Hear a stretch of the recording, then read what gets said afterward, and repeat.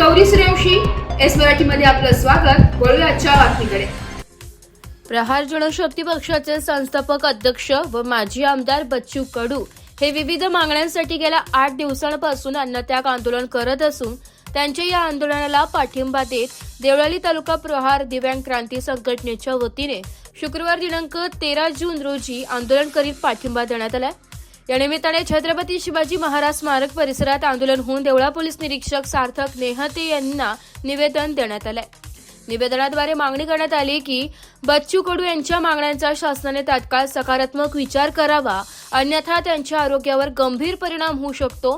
त्यांना जर काही नुकसान झाले तर संपूर्ण महाराष्ट्र पेटून उठेल असा इशारा प्रहार दिव्यांग क्रांती संघटनेच्या पदाधिकाऱ्यांनी दिला।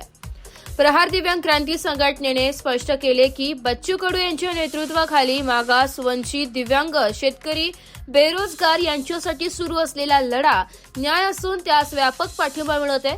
शासनाने त्यांच्या मागण्या त्वरित मान्य करून आंदोलन शांततेत मार्गी लावावे अशी ठाम भूमिका संघटनेने मांडली आहे।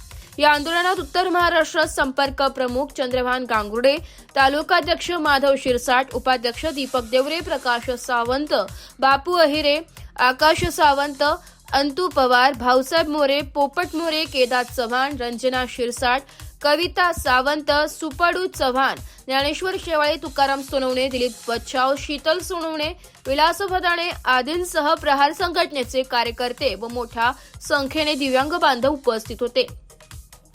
एस मराठी न्यूज साठी प्रतिनिधी दादाजी हिरे, देवळा। अशाच नवीन ताज्या घडामोडी जाणून घेण्यासाठी आमच्या एस मराठी न्यूज चॅनलला लाईक करा, शेअर करा, सबस्क्राईब करा आणि बेल आयकॉनला क्लिक करायला विसरू नका।